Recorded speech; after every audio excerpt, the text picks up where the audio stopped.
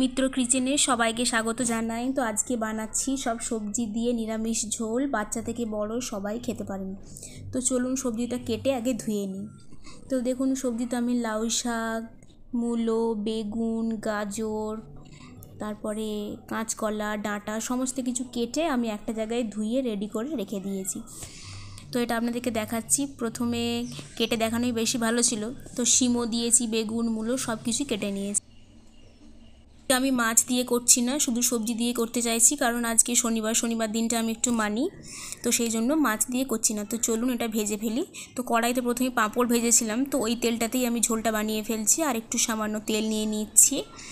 তেল নিয়ে আমি জিরে আর লঙ্কা দেব না, প্রথমে সরি আমি একটু ভুল বললাম, প্রথমে আমি এটাতে আগে সবজিগুলো ভালো করে ফ্রাই করে নেব। তো চলুন তেলটা গরম হয়ে যাক। তেলটা গরম হয়ে গেলে সবজিগুলো ঢেলে আমি এটা সুন্দর করে ফ্রাই করে নেব। তো ফ্রাই করে নিচ্ছি আমি, দেখুন এখানে দিয়ে আমি সুন্দরভাবে হালকা করে ভেজে নেব। আর ভেজে নেবার পর সেদ্ধ করতে গেলে কী বলুন তো, সুন্দরভাবে সেদ্ধ হয়ে যাবে। আর আপনি যদি সব শুদ্ধ নিয়ে জলে সিটি মেরে দেন তাহলে সব সেদ্ধ হয়ে একদম বাজে করে নেব। আর আমি একদম পাতলা করব, খুব পেঁয়াজ রসুন কিচ্ছু দেবো না, প্লেন জিরে দিয়ে, আদা বাটা দিয়ে, টমেটো দিয়ে পাতলা করে ঝোল করবো। আমি একদমই কিছু দিতে চাইছি না, যাতে সবজির জল সমস্ত কিছু ভেতরে পেতে যায়। আর সবজির এই জলটা যদি কেউ খেতে পারেন তো কোনো কথাই নেই, এত সুন্দর লাগবে। তো দেখতে থাকুন, আমি এখানে সবজিটা কথা বলতে বলতে সুন্দরভাবে নেড়ে ফ্রাই করে নিচ্ছি। আর আমি ওয়েট করছি যে কখন এটা ভাজা হবে। তবে দেখুন আস্তে আস্তে সবজিটা ভেজে নিই। গ্যাসটা কিন্তু বাড়ানোই আছে। আর আমি সবজিটা এইভাবে হালকা হালকা করে নেড়ে ভাজবো, যাতে সব সবজিগুলো সুন্দরভাবে একটু করে গলে যায়। তো আমি ভেজে নিচ্ছি। আর আপনারা কীভাবে ঝোল বানান অবশ্যই কিন্তু আমাকে জানাবেন। আর এতে কাতলা মাছ, শিঙ্গি মাছ করলে টেস্টি হবে, কিন্তু আজকে আমি শুধু পাতলা ঝোলটাই দেখাচ্ছি বাচ্চাদের জন্য। যদি মাছ নাও থাকে তো আপনি এটা সুন্দরভাবে ডেলি যদি এই ঝোলটা বাচ্চারা খেতে পারে, বাচ্চা থেকে বড়, তাহলে তো শরীর এমনি স্ট্রং হয়ে যাবে, আর তো কিছু বলে কাজ নেই। তো আমি দেখুন এইভাবে করতে করতে ফ্রাই করে নিচ্ছি। কালে এখন দেখেছেন কত রকমের সবজি উঠেছে, বাজারে গেলে কত রকম কালারফুল সবজি, গ্রিন, অরেঞ্জ, রেড। শীতকালে যেন সবজির সমাহার। মূলো, বেগুন, কাঁচকলা, কত কিছু আছে, কত রকমের শাক পাওয়া যায়। মূলো শাক, লাউ শাক। জানেন আমাদের এখানে লাউ শাকটা না ভীষণ কম পাওয়া যায়, দেখতেই পাই না। কালকে যেই দেখতে পেয়েছে আমার হাজব্যান্ড, তো বললাম, ওকে বলেছিলাম যে মেয়ের জন্য একটু নিয়ে আসতে, পাতলা করে ঝোল ডেলি করে দিলে ওর তো খেতে ভালো লাগে না শরীরের জন্য, তাই ওকে বলেছিলাম। তো দেখতে পেয়েছে, নাহলে তো ডেলি তো এখানে পাওয়াই যায় না লাউ শাক, মাঝে মধ্যে যদি পাওয়া যায় তো খুব ভালো। তো দেখুন আমি এখানে হালকা করে নুন দিয়ে দিচ্ছি। নুন দিয়ে দিলে সবজিটা আরও সুন্দরভাবে ছোটো হয়ে যাবে। আমি চাপা দিচ্ছি না, এখানে কথা বলতে বলতেই সুন্দর করে ভেজে নিই। আর নাহলে তাড়া থাকলে একটু চাপা দিয়ে চলে যেতাম। তো ভাবলাম একটু রান্না করতে করতে আপনাদের সাথে গল্প করি। তো এরকম করে সবজিটা ভালোইভাবে ফ্রাই হয়ে গেছে। তো আর 10 মিনিট নাড়া করে দেখবেন না, একদম অল্প হয়ে এইটুকু হয়ে গেছে। তো নাড়াতেই থাকছি, কারণ গ্যাসটা একদম ফুল করা আছে, যদি তলায় লেগে যায়। তো এইভাবে নাড়াতে দেখুন একদম এটা কালারগুলো আস্তে আস্তে এবার চেঞ্জ হচ্ছে, সব ভেতরে আস্তে আস্তে লাল ধরতে শুরু করে দিয়েছে। তো এইভাবে এটা ভাজা হয়ে গেলে চলুন প্রেসার কুকারটা রেডি করি, আর সবজিগুলো ওতে দিয়ে এবার সেদ্ধ করতে বসাই। তো যা নাড়া নেড়ে নিয়েছি, বেশি ভাজলে আবার সেই তরকারি হয়ে যাবে।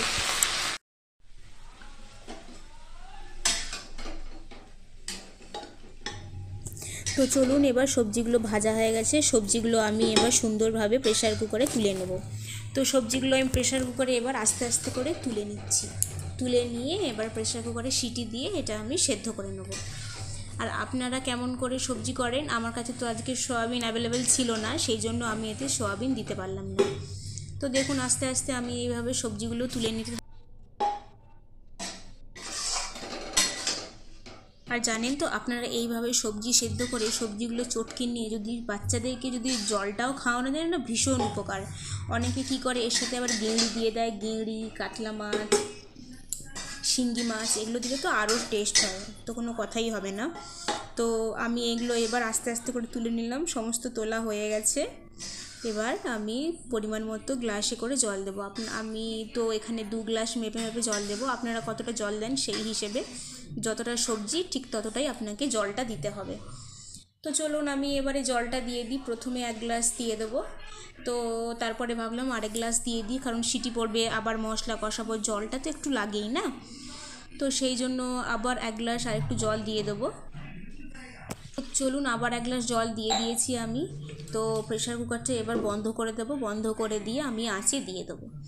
তো প্রেশার কুকারটা বন্ধ করে আমি আঁচে এবার বসিয়ে দেবো, নিয়ে গ্যাসটা অন করে দেবো আর ওয়েট করব যাতে প্রেশারের সিটিটা পড়ে যায়।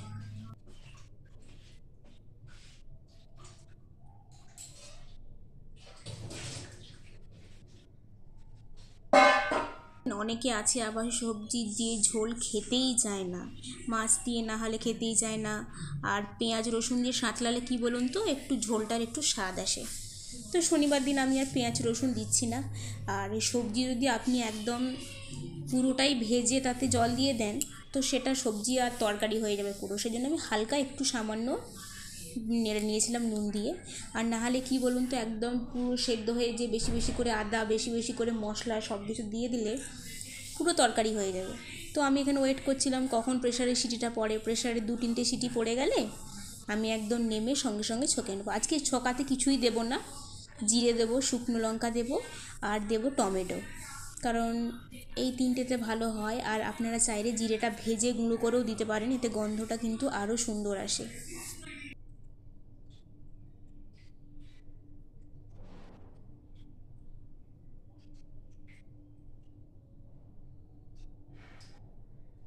আর আজকে এখানে ওয়েদারটা তো একদম ভীষণই বাজে, মানে একদম রোদ বলতে কোনো কিছুই নেই, আর মাঝে মাঝে হালকা হালকা বৃষ্টি পড়ছে।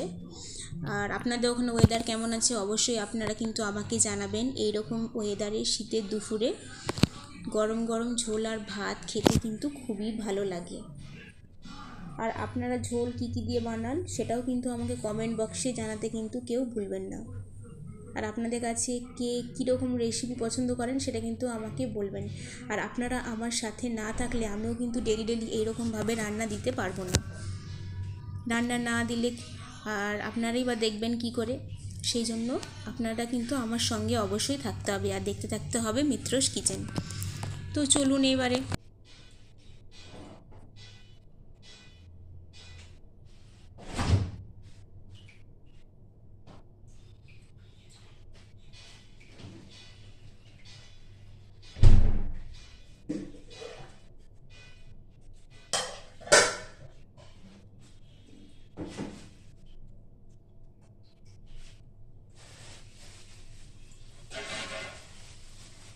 জানেন মায়েদের দেখতাম বেশ সবজিগুলো এক কাছে সেদ্ধ করে খাওয়াতো, তখন বুঝতাম, তখন ভাবতাম ডেলি ডেলি সেই সবজি সেদ্ধ করে দিচ্ছে, তাতে মাছ দিচ্ছে, গেড়ি দিচ্ছে, কী যে দিচ্ছে। এখন বুঝতে পারি যে ওই সবজি সেদ্ধর কতটা ফায়দা। কেউ যদি ডেলি সবজি সেদ্ধ খেতে পারে ভেতর থেকে প্রচণ্ড পরিমাণে শক্ত হয়। সবজি সব কিছু সেদ্ধ করে অবশ্যই খেতে হবে, মাসে অন্তত 2-3 বার হলেও খেতে হবে।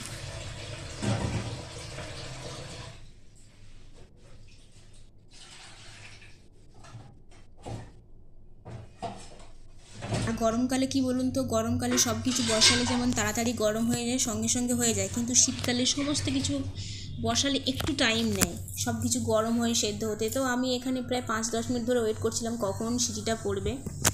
তো এখানে সিটিটা পড়তে পড়তে আমার ভালো লাগছে আপনাদের সঙ্গে গল্প করতে, না হলে হাজব্যান্ড চলে যায়, মেয়ে স্কুলে চলে যায়, তো আমি তো বসে বসে এগুলো মোবাইলে এডিট করি আর এগুলো দিতে থাকি। তো চলুন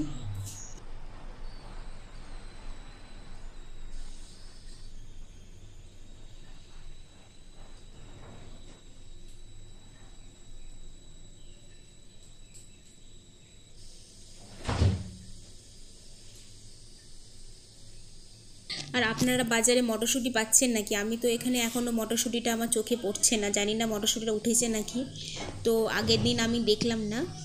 আর শীতকালে তো শাক প্রচুর রকমের পাওয়া যায়, তো মাঝে মাঝে এরকম সমস্ত কিছু আনুন আর করতে থাকুন। আরেকদিন আপনাদের আমি অন্য শাকের রেসিপি দেবো, তো আজকে ভাবলাম আজকে লাউ শাকেরই রেসিপিটা কেটে দিয়ে দিই। অন্যদিন পালং শাকের, যেমন পারবো সেই রকম রেসিপি আপনাদের সঙ্গে আমি শেয়ার অবশ্যই করতে থাকবো।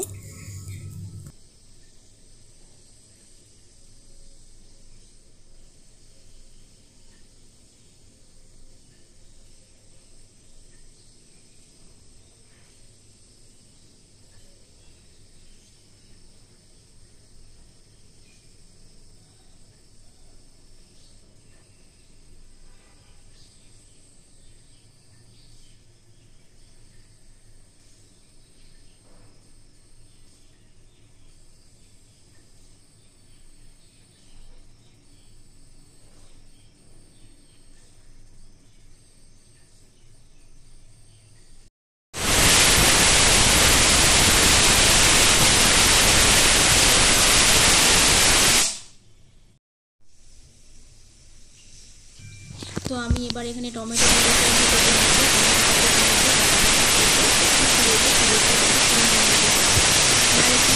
বেশি আদা হয়ে গেলে আবার সেটা বেশি আদা আমি দিতে চাইছি না। তো সামান্য একটু আদা আমি কুড়িয়ে নেবো, কুড়িয়ে নিয়ে মশলাতে দিলে কি বলুন তো সুন্দরভাবে এটা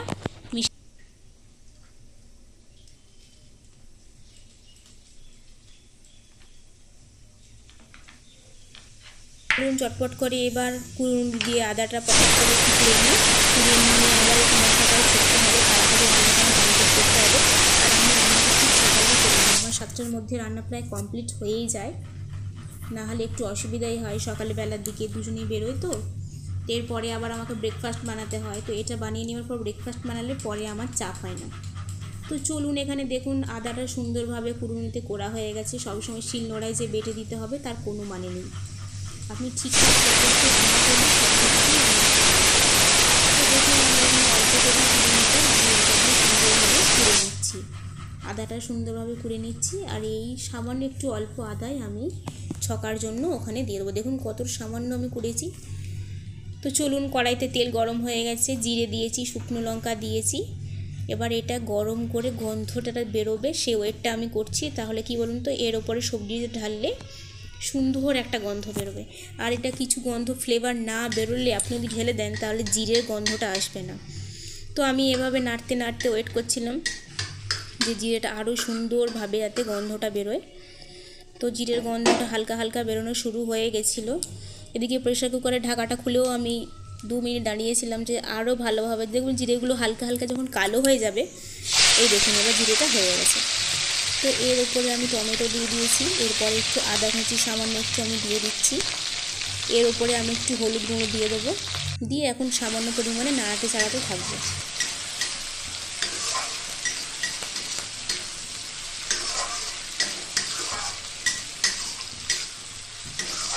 দেখুন এবার আমি এটা সুন্দরভাবে নাড়াচ্ছি, নাড়াতে নাড়াতে ভালোভাবে কিন্তু নাড়াতে হবে যাতে আদার গন্ধ টমেটো যাতে মিশে যায়।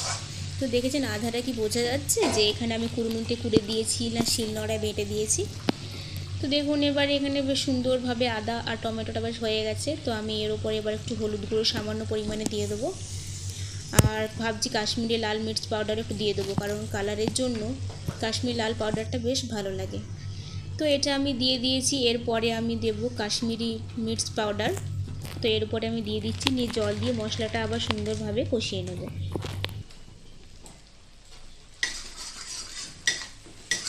পাউডারটা আমি দিয়ে দিয়েছি, এবার সুন্দরভাবে এখন নাড়াতে থাকি আর আপনাদের সঙ্গে গল্প করি, তাহলে সময়টা সুন্দরভাবে কেটে যায়। তো নাড়াতে নাড়াতে দেখুন কালার কি সুন্দর কালারটা এসেছে না। আমি প্রথমে জিরে গুঁড়ো দিতে হবে, তো জিরে গুঁড়োটা একটু পরে দেবো। তো আগে ভাবলাম এটা হয়ে যাক, তারপরে মশলাটা ঢেলে দেবো, তারপরে জিরে গুঁড়ো দেবো। তো দেখুন এর উপরে আমি সমস্ত সেদ্ধ করা সবজিগুলো দিয়ে দিয়েছি, যা সবজি ছিল ফ্রাই করে আমি সেদ্ধ করেছিলাম সবজিগুলো দিয়ে দিয়েছিলাম। সোয়াবিনটা আমার কাছে আজকে ছিল না, নাহলে সোয়াবিনটাও আমি দিয়ে দিতাম। তো দেখুন কি সুন্দর লাগছে না সবজি সেদ্ধটা। তো দেখুন নাড়াতে নাড়াতে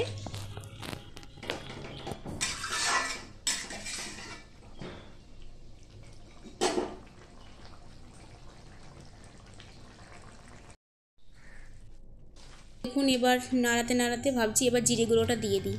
তো জিরে গুঁড়োটা আমি দিতে গেলাম, দেখলাম কিছুই পড়লো না, জিরেটা আমি খেয়াল করিনি যে জিরেটা একদম শেষ হয়ে গেছিলো। তো আবার একটা আমি কেটে নিয়েছি, কেটে নিয়ে এবার জিরে গুঁড়োটা আমি দিয়ে দিই। প্রথমে জিরে গুঁড়োটা আমি দেখিনি যে ওটা জিরে ছিল না। তো দেখুন জিরেটা আমি সুন্দর করে দিয়ে দিয়েছি, আর সবজিটা কি সুন্দর গন্ধ বেরিয়েছে। এবার নুন দিয়ে চিনি দিয়ে আমি নামিয়ে নেবো। আর জিরে গুঁড়োর গন্ধ এলে আর তো কোনো কথাই না। আমি তবুও একটু হালকা সবজি মশলা দিয়েছি, কারণ একদম খুব হালকা পাতলা ঝোল করছি, তো বাচ্চার মুখেও ভালো লাগতে হবে আর বড়দের মুখেও ভালো লাগতে হবে। তো দেখুন আমি এবার নাড়াচ্ছি আর ওয়েট করছি যাতে জলটা খুব টকবক করে সুন্দরভাবে ফুটে। জলটা ভালো করে যত ফুটবে তত সবজির গুণগুলো বেরোবে। তো দেখুন এখানে জলটা ফুটছে, কালারটা দেখেছেন কি সুন্দর এসেছে, শীতকালে সমস্ত সবজির দিয়ে পাতলা ঝোল।